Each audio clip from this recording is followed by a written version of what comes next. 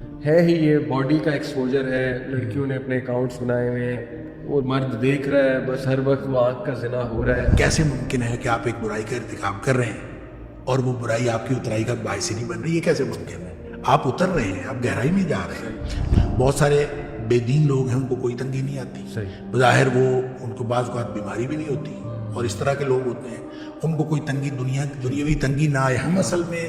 تنگی کو کیلکولیٹ کرتے ہیں دنیاوی اور میٹیریل تنگی سے۔ جس شخص کو اس نے تھوڑا سا گناہ کیا ہے اور اس گناہ کے نتیجے میں تنگی آ جائے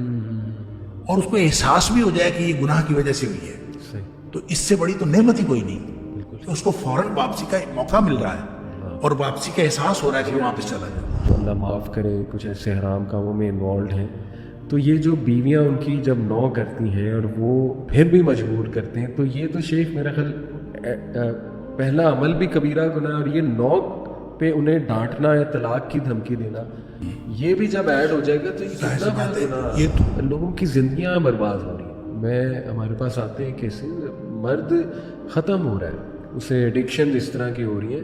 اور عورتیں بیچاری رول رہی ہیں، تو میرا خیال مساجد سے بھی آواز بلند ہونی چاہیے۔ ویسے اگر میں آپ کو کھل کے بتاؤں تو یہ والے جو پہلا جو ہم نے ڈسکس کیا جو حرام عمل ہے،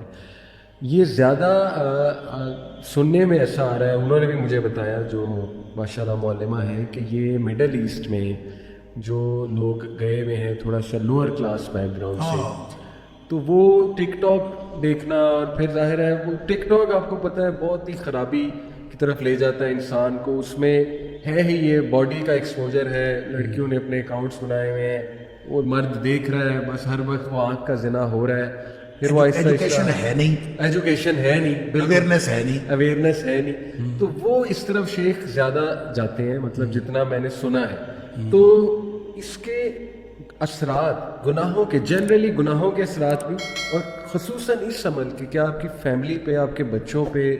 آپ کی اوور آل سوشل لائف پہ بھی اس کے اثرات جو ہیں کیوں نہیں اثرات ہوتے ہیں؟ جب ایک عام گناہ ہے، عام برائی ہے، اور اس برائی کے آپ کے سوشل لائف کے اوپر اثرات ہوتے ہیں۔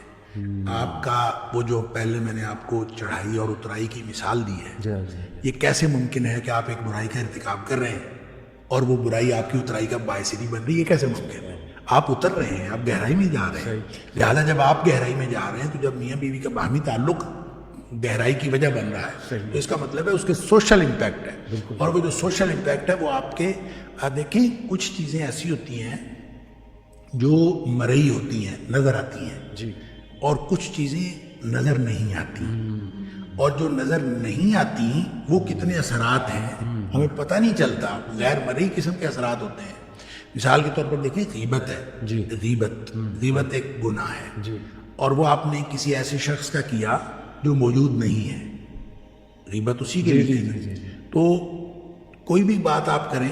اب میں نے آپ سے بات کی، کسی تیسرے آدمی کے بارے میں بات کی، بات ہوئی ختم ہو، لیکن یہ ختم نہیں ہوتی۔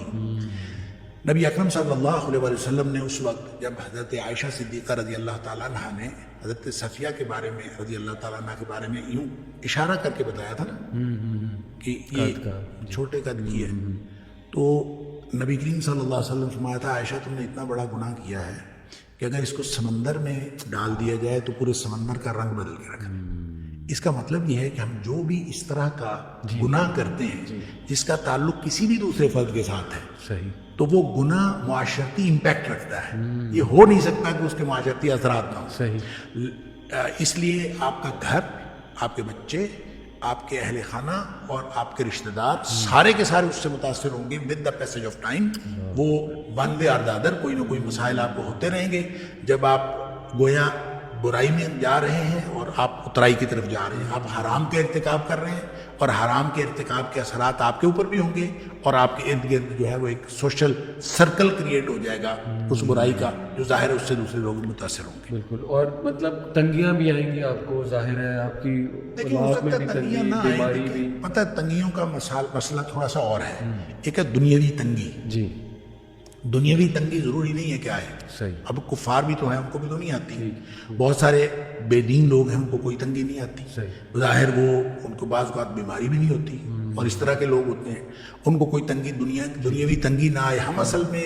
تنگی کو کیلکولیٹ کرتے ہیں دنیاوی اور میٹیریل تنگی سے۔ تو وہ تنگی نہ ہو تو ہم کہتے ہیں یار وہ گناہ بھی کر رہا ہے اور موج کر رہا ہے. دیکھیں اصل تنگی وہ ہوتی ہے کہ آپ دین کی طرف نہ جا سکیں. آپ کو اللہ تعالیٰ آپ کی لگامیں کھلی چھوڑ دے اور آپ گناہوں کی طرف جو ہیں وہ آگے سے آگے بڑھتے چلے جائیں. دیکھیں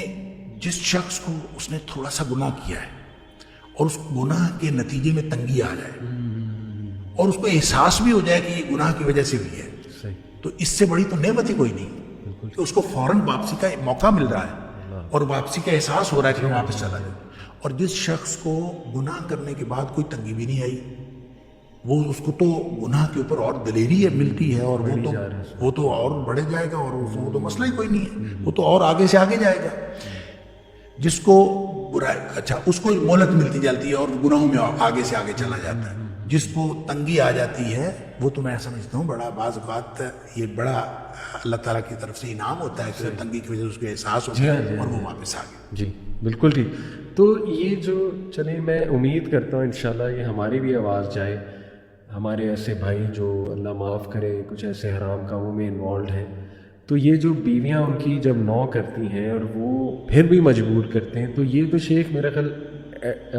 پہلا عمل بھی کبیرہ گناہ, اور یہ نو پہ انہیں ڈانٹنا یا طلاق کی دھمکی دینا یہ بھی جب ایڈ ہو جائے گا تو یہ کتنا بڑا گناہ. یہ تو ظاہر ہے کہ اگر کوئی شخص بغیر کسی وجہ کے کسی کو طلاق دیتا ہے تو وہ اپنی جگہ پہ حرام ہے, اور اگر وجہ جو بنائی ہوئی ہے وہ وجہ بھی حرام ہے, تو اس کا مطلب ہے حرام کے اوپر حرام, یہ تو بہت ہی بڑا گناہ ہے. لیکن کوئی شخص اگر اس طرح کرنے کے اوپر تل جاتا ہے تو میں یہ سمجھتا ہوں کہ حرام کے ارتکاب کی بجائے بیوی اگر اس کے اوپر نو کر کے کھڑی ہو جائے گی اور میں یہ سمجھتا ہوں کہ اپنے اہل خانہ کو, اپنے بھائیوں کو, اپنے والدین کو کسی کو اس میں شامل کر لے, تو میرا خیال ہے کہ وہ بیوی انشاءاللہ کسی صورت بھی خسارے میں نہیں رہے گی. اس کا کوئی نہ کوئی اللہ تعالیٰ بندوبست اور کر دے گا, یا اسی کو اس شخص کو ہو سکتا ہے صرف اس وجہ سے عقل آ جائے کہ یہ دوسروں کو بتا رہی ہے. اب یہ بھی تو بہت بڑی ڈیٹرنس ہے نا کہ اگر کوئی شخص کسی کو بتا دے, آپ صرف اس کو یہ کہہ دیں کہ میں امی کو بتا دوں گی, میں ابو کو بتا دوں گی, میں فلاں کو بتا دوں گی, یہ بہت بڑی ڈیٹرنس ہے. وہ کہے گا نا بتانا نا, میں نہیں کرتا آئندہ لیکن بتانا نا. تو یہ ہو سکتا ہے کیونکہ ہمارے معاشرے کے اندر یہ بہت بڑا ایک ہے کہ آپ کسی کو بتایا نہ جائے. اس لیے میں یہ سمجھتا ہوں کہ بیویوں کو سٹینڈ لینا چاہیے اور بہت پیار, محبت اور احترام سے سٹینڈ لینا چاہیے. اور جب آپ سٹینڈ لے کے دوسروں کو شامل کریں گے تو جس طرح کا ہمارا مشرقی معاشرہ ہے